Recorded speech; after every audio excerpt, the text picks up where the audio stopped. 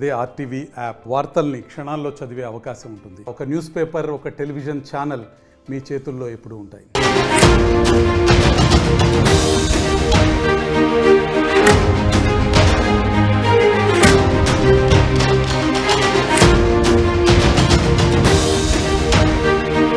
Breaking news చూస్తున్నాం. పాకిస్తాన్ మళ్ళీ కయ్యానికి కాలు దువ్వుతోంది. భారత్ ని రెచ్చగొట్టేలా వరుసగా కామెంట్స్ చేస్తోంది. మరోసారి పాక్ మంత్రి ఖ్వాజా ఆసిఫ్ ఎటువంటి వ్యాఖ్యలు చేశారు? సింధు జలాలని మళ్లించేందుకు భారత్ ఏ నిర్మాణం చేపట్టినా వాటిని ధ్వంసం చేస్తామన్నారు ఖ్వాజా.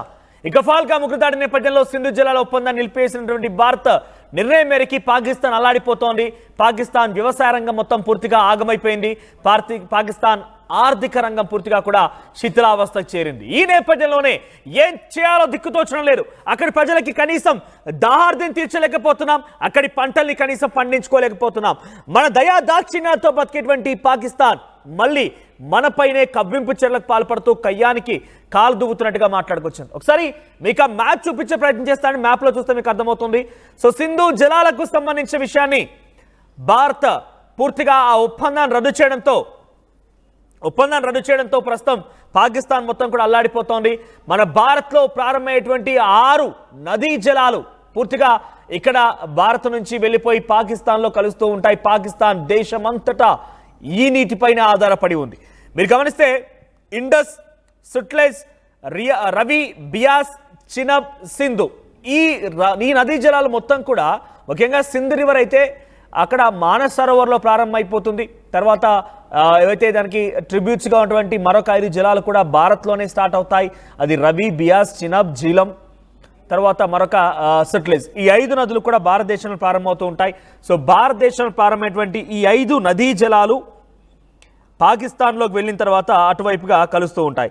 ఈ నేపథ్యంలోనే అటు పాకిస్తాన్కి సంబంధించినటువంటి మంత్రులు ఈ నదీ జలాలు ఇక్కడ చూడండి, ఆర్టీవీ స్క్రీన్ పైన కనబడుతుంది కదా, ఈ నదీ జలాలే ఇక్కడ బ్లూ కలర్లో కనిపించే ముందు సింధు రివర్, ఆ తర్వాత భారత్లో ప్రారంభమయ్యేటువంటివి అటు చినాబ్, జీలం, రవి, బియాస్, సుట్లెజ్. చూడండి ఇక్కడ ఈ నదులన్నీ కూడా భారత్లోనే ప్రారంభమవుతాయి. ఇండస్ మాత్రమే మానస్ సరోవర్లో ప్రారంభమైపోయి అది పూర్తిగా భారత్ ఇండియా ఆక్యుపైడ్ కాశ్మీర్ నుంచి ప్రారంభమైపోయి ఎలా పాకిస్తాన్ చూడండి, పాకిస్తాన్ మొత్తం పైన స్టార్ట్ అయిపోతే కింద కరాచీ వరకు కూడా ఈ నీళ్ళపైన ఆధారపడి ఉంటాయి. కరాచీ పైన చూడండి, పైన అక్కడ ఇండస్ రివర్ అక్కడ ప్రారంభమైతే కింది వరకు పంజాబ్ ప్రావిన్స్ లో మిగిలినటువంటి నదీ జలాలు మొత్తం కలుస్తాయి. అక్కడి నుంచి మొత్తం కూడా ఆ పాకిస్తాన్ ప్రాంతం మొత్తం కూడా ఈ నది పైన ఆధారపడి ఉంటుంది. మీరు మొదటి మ్యాప్ చూడండి, మొదటిగా వచ్చేటువంటి ఆ లైన్ చూడండి, ఆ లైన్ మొత్తం కూడా ఇండస్ రివర్ అక్కడ స్టార్ట్ అయినటువంటి ఇండస్ రివర్ కాస్త ఇలా కింది వరకు కరాచీ పోర్ట్ వరకు వచ్చి కరాచీ పోర్ట్ నుంచి అరేబియా సముద్రంలో కలుస్తూ ఉంటుంది.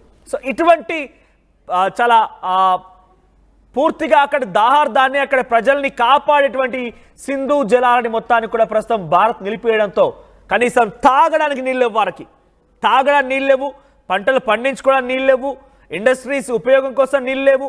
ఇక ఏ మార్గం చూసినా కూడా వారికి మారిపోవడం లేదు. గతంలో పాకిస్తాన్ ప్రధాని కూడా ఈ వైపుగానే మాట్లాడుకొచ్చాడు. ఇండస్ రివర్ పైన 24 కోట్ల మంది జనాభా ఇక్కడ ఆధారపడి ఉన్నారని చెప్పి పాకిస్తాన్ ప్రధాని కూడా మాట్లాడుకొచ్చాడు. పాకిస్తాన్ ప్రధాని మాట్లాడిన సందర్భంలో పాకిస్తాన్లో 24 కోట్ల మంది జనాభా ఈ సింధు నీళ్లపైనే ఆధారపడి ఉన్నారు. ఈ నేపథ్యంలో భారత్ వెంటి పరిస్థితుల్లో ఆ సింధు జలాలను కూడా మా జలాలంటూ మాట్లాడుకొచ్చాడు.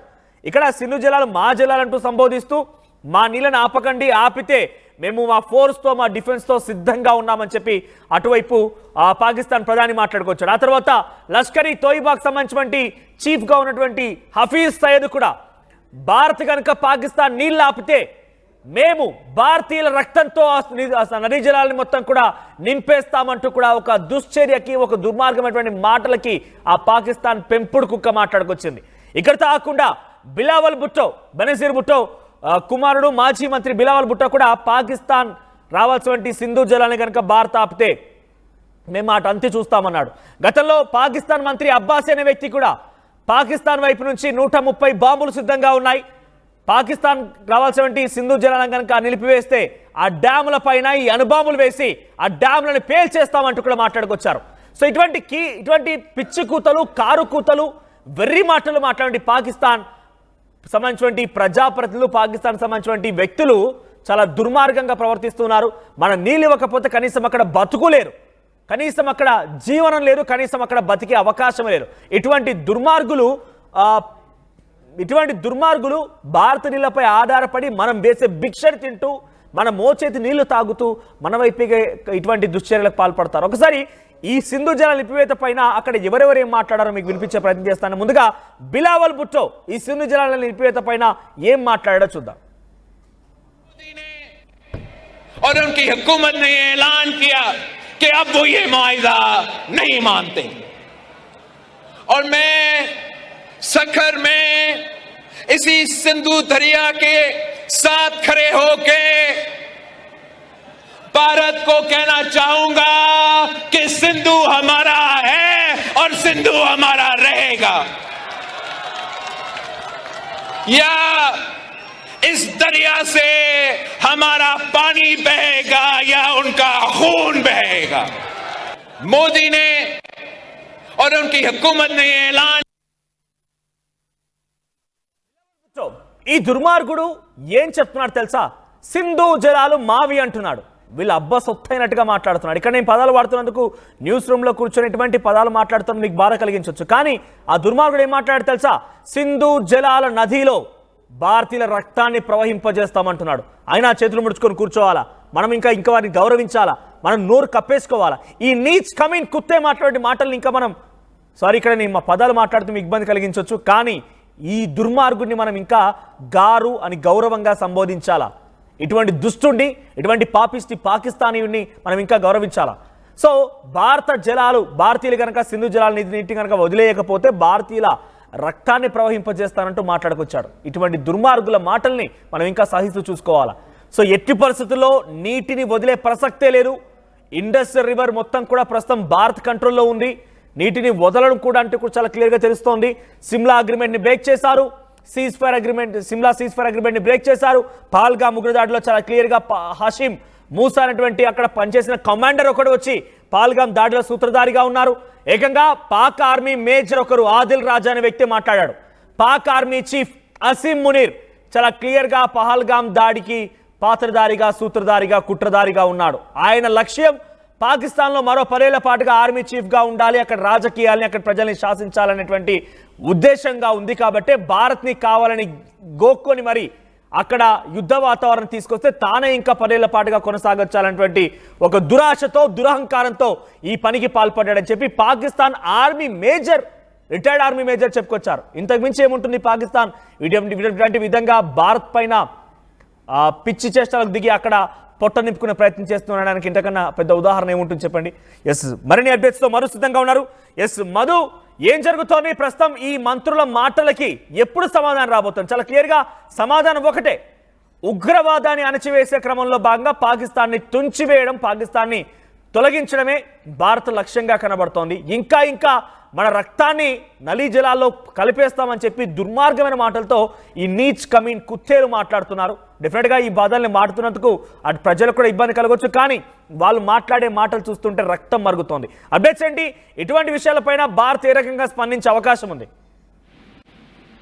ఒకవైపు నిజంగానే కయ్యానికి కాలు దూతూనే వాళ్ళు ఒకవైపు మేము యుద్ధానికి సిద్ధం లేమనేటువంటి స్టేట్మెంట్, డబుల్ స్టాండర్డ్ గా మాట్లాడుతూ ఉన్నారు. వీళ్ళంతా కూడా వాళ్ళు ద్వంద్వ వైఖరి చాలా స్పష్టంగా కనిపిస్తూ ఉంది. దీని వెనకాల దురుద్దేశం ఉంది. పాకిస్తాన్ మాట్లాడేటువంటి ప్రతి మాట వెనకాల కూడా అందులో భాగంగానే మరొకసారి మాట్లాడే ప్రయత్నం చేశారు మరొక మంత్రి. నిన్న ఒక మంత్రి ఏమో భారతదేశాన్ని సపోర్ట్ చేస్తూ అసెంబ్లీలో మాట్లాడినట్టుగా కనిపించింది నిన్న. ఎందుకంటే భారత్ మనకంటే అన్ని రకాలుగా ముందుంది. ఇద్దరికి ఒకేసారి స్వాతంత్రం వచ్చినప్పటికి కూడా ఇద్దరు ఒకేసారి విభజన తర్వాత జరిగిన తర్వాత భారత్ అంతా ఆర్థిక అభివృద్ధి సాధిస్తే పాకిస్తాన్ మాత్రం అంత వెనక్కి వెళ్ళబోతా ఉంది. మనం అడుక్కునే స్టేజ్ లో ఉన్నాం. ప్రతి అంశం పైన ఇతరులపైన ఆధారపడే పరిస్థితి ఉంది. మనం సొంతంగా ఏది చేసుకునే సిచ్యువేషన్ లేదంటే మరొక మంత్రి మాట్లాడితే ఈ రోజు మరొక మంత్రి మళ్ళీ రెచ్చగొట్టే లాంటి వ్యాఖ్యలు. దాంట్లో సింధు జలాలను మళ్లించేందుకు ఏ నిర్మాణాన్ని చేపట్టినా కూడా దాన్ని ధ్వంసం చేస్తామనేటువంటి స్టేట్మెంట్. ఎందుకంటే చాలా స్పష్టంగా భారత్ ఆలోచన చేస్తా ఉంది. ఇప్పుడున్నటువంటి నీటి ప్రాజెక్టులు ఏదైతుందో సింధు నది పైన నీటి సామర్థ్యాన్ని పెంచుకోవడానికి నిర్ణయం తీసుకుంటుంది. ఇప్పటికే ప్రపంచ బ్యాంకుకు లేఖ రాసింది ఈ అంశానికి సంబంధించి. ఒప్పందం రద్దు చేసుకున్న తర్వాత ఫ్యూచర్ లో ఆ నీటిని మళ్లించేలాగా, నీటిని వాడుకునేలాగా భారత ప్రభుత్వం ఆలోచన చేసే అవకాశం ఉంది. దానికి సంబంధించి కేబినెట్ నిర్ణయం తర్వాత కీలక సమావేశం తర్వాత ప్రపంచ బ్యాంకుకు లేఖ రాసినటువంటి విషయం మనందరికీ తెలిసింది. సో ఇదంతా జరుగుతూ ఉంటే ఈ మళ్ళీ ఒకసారి ఈ జలాలకు సంబంధించినటువంటి ఒప్పందం సంబంధించిన రద్దు చేసిన విషయంలో ఈ రకంగా స్టేట్మెంట్ చేశారు ఖ్వాజా ఆసిఫ్ మంత్రి. ఈ దుర్మార్గమైనటువంటి స్టేట్మెంట్ చేశారు. ఈ బుద్ధి రావట్లేదు పాకిస్తాన్ కి సంబంధించిన నాయకులకు. ఒకవైపు దేశం అడుక్కు తినే స్టేజ్ లో ఉన్న ఇంకా ఇలాంటి పౌరుషాలకు, ఇలాంటి ప్రజలను రెచ్చగొట్టేలాంటి వ్యాఖ్యలు చేస్తా ఉన్నటువంటి సిచ్యువేషన్ ఉంది. ఏకాకైపోయింది. ఇప్పటికే వాళ్ళని ఆదరించే ఒక్క దేశం కూడా లేదు ప్రపంచంలో, చైనా తప్పించి. చైనా కూడా అదొక విష కౌగిలిలా వారికి అవసరం కోసం మాత్రమే ఉపయోగించుకుంటుంది పాకిస్తాన్ ని. అది కూడా అర్థం కానటువంటి పాకిస్తాన్ అదే వక్రబుద్ధితో అదే ఇలాంటి స్టేట్మెంట్ చేస్తా ఉన్నటువంటి సిచ్యువేషన్. సో ఖచ్చితంగా మూల్యం చెల్లించుకునేటువంటి పరిస్థితులు పాక్ దగ్గరలోనూ ఉన్నాయన్నట్టు చాలా స్పష్టంగా కనిపిస్తా ఉంది. రైట్ మధు. సో మరోవైపుగా ఖ్వాజా ఆసిఫే కాదు, చాలా మంది మాట్లాడుతూనే ఉన్నారు. ప్రధాని కూడా 24 కోట్ల మంది జనాభా మా దగ్గర ఆధారపడున్న ఇండస్ రివర్ పైన అని చెప్తూనే డ్యాములని పేల్చేస్తాం. ఇప్పటికైనా ఇక్కడ మనకు ద్వంద్వ వైఖరి కనబడుతోంది. మొదట అటు ఇంటర్నేషనల్ ఇన్వెస్టిగేషన్ ఏజెన్సీస్తో అక్కడ జరిగిన ఘటన పైన అసలు కారకులు ఎవరైనా తేల్చుకుందామని చెప్పి యుఎన్ దగ్గర మాట్లాడుతున్నారు. భారత్ మా పైన దాడి చేసే అవకాశం, మమ్మల్ని చంపేసే అవకాశం ఉంది, దయచేసి కాపాడండి అంటూ అక్కడ మొరపెట్టుకొని దండ పెడుతున్నారు.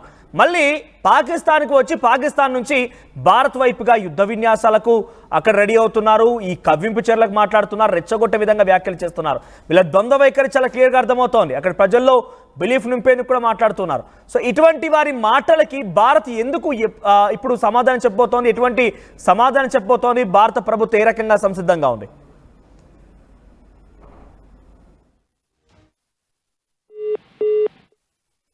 సో మొత్తం మీద సింధు జలాలు నిలిపివేత తర్వాత అటు పాకిస్తాన్ అతలాకుతలమవుతోంది, అల్లాడిపోతోంది, కక్కావికలమవుతోంది. ఇక్కడితో సరిపెట్టలేం.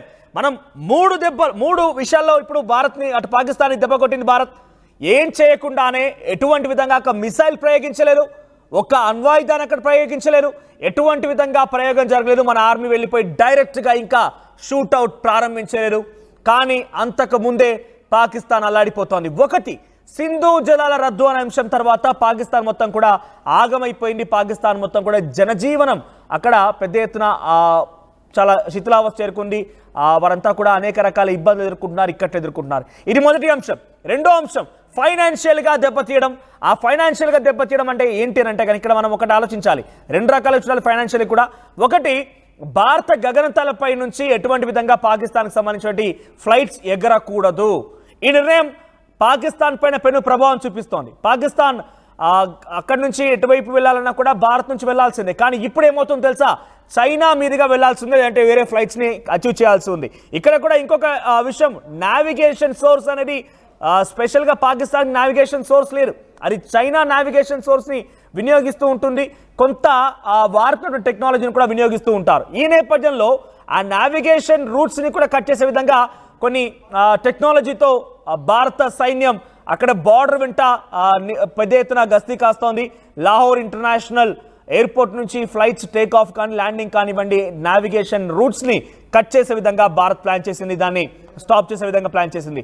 సో ఈ నేపథ్యంలో ఫైనాన్షియల్ క్రైసిస్ ఎలా వస్తుందనంటే దూరం నుంచి వెళ్ళిపోవాల్సి ఉంటుంది, ఆపరేషనల్ ఛార్జెస్ పెరిగిపోతూ ఉంటాయి, వారికి టైం కన్జ్యూమ్ ఎక్కువగా ఉంటుంది. ఇది రెండో దెబ్బగా భావించాలి. ఇక మూడో విషయానికి వస్తే ఆర్థిక పరమైన అంశాల్లో రెండో అంశం ఏంటంటే, ఒకటి ఎఫ్టిఎఫ్ ఫైనాన్షియల్ టాస్క్ ఫోర్స్. సో ఇది ఏం చేస్తుందనంటే కనుక ఒక దేశానికి సంబంధించిన స్థితిగతులను గమనిస్తూ వాళ్ళకి ఫైనాన్స్ ఇవ్వాలా వద్దా అనే దానిపైన ఎప్పటికప్పుడు గస్తీ కాస్తుంటుంది ఫైనాన్షియల్ టాస్క్ ఫోర్స్ అనేది. సో ఇక్కడ భారతదేశం ఏం చేసింది తెలుసా? 65 దేశాలు భారత్కి సపోర్ట్ ఇస్తున్నాయి. భారతదేశం ప్రపంచ దేశాల్లోకెల్లా పాకిస్తాన్ అనేది టెర్రర్ కంట్రీ అనేది డిక్లేర్ చేయడం కోసం అన్ని రకాల ఆధారాన్ని సమకూర్చుకొని ఈ F2Fకి అన్ని రకాల ఆధారాలు సమర్పించినట్టు తెలుస్తోంది. అంటే ఈ ఫైనాన్షియల్ టాస్క్ ఫోర్స్ అనేది పాకిస్తాన్ యొక్క సిచ్యువేషన్ అంటే ఎలా చెప్పదలుచుకుంది ఇక్కడ భారత్ అని అంటే కనుక, మీరు దేశాలుగా ప్రపంచ బ్యాంకుగా కానివ్వండి, ఇతర ప్రపంచ ఇన్స్టిట్యూషన్లుగా మీరు ఫైనాన్స్ ఇస్తూ ఉంటే ఆ ఫైనాన్స్ని ఆయుధాల రూపంలో మర్చుకొని అహంకారపూరితంగా టెర్రరిస్టులను తయారు చేస్తోంది పాకిస్తాన్ అని చెప్పడంలో భారత్ సఫలీకృతమైంది. సో ఫైనాన్షియల్ టాస్క్ ఫోర్స్ ఇప్పుడు పెద్ద దెబ్బ వేయబోతోంది పాకిస్తాన్ పైన త్వరలోనే. సో ఈ దెబ్బతో పాకిస్తాన్కి ఎటువైపు నుంచి ₹1 కూడా అప్పు పుట్టదు. ప్రపంచ బ్యాంకులు ₹1 కూడా అప్పు ఇవ్వలేవు, మరోవైపుగా ప్రపంచ ఇన్స్టిట్యూషన్లో ₹1 కూడా అప్పు ఇవ్వలేవు. సో దీంతో పాకిస్తాన్కి రావాల్సినటువంటి ఆ ఎకనామిక్ ఫైనాన్షియల్ సోర్స్ మొత్తం కూడా కట్ అవుతాయి. ఇదొకటే కాదు, IMF ఇంటర్నేషనల్ మానిటరీ ఫండ్ ఇప్పటికే ప్రపంచ దేశాల నుంచి రావాల్సిన 7.3 ప్రపంచ బ్యాంకు నుంచి కానివ్వండి ఇతరత్ర సోర్సెస్ ద్వారా $7.3 బిలియన్ అప్పుని తీసుకొచ్చుకునేందుకు పాకిస్తాన్ సిద్ధమైందట. ఈ సిచ్యువేషన్లో భారత్ ఏం చేసింది తెలుసా? సేమ్ ఇదే టెర్రర్ కంట్రీగా ఉంది పాకిస్తాన్.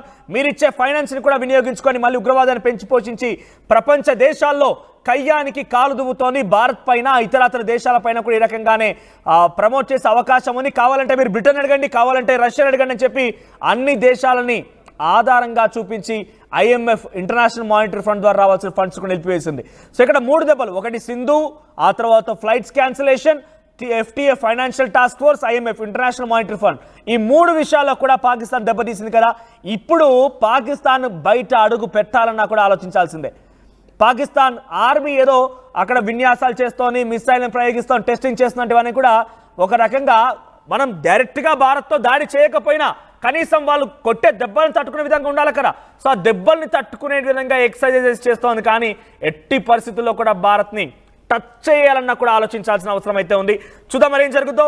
సో ఈ పాపిస్టి పాకిస్తాన్లని ఏం చేయాలనుకుంటున్నారు మీరు? సో ఈ ఖ్వాజా ఆసిఫ్ మాటల్ని ఎలా చూస్తారు? నిజంగానే మీకే అవకాశం వస్తాయి వీరి మాటలకి తాలూకా శిక్ష వేయమంటే ఏం శిక్ష వేస్తారో కామెంట్ చేయండి.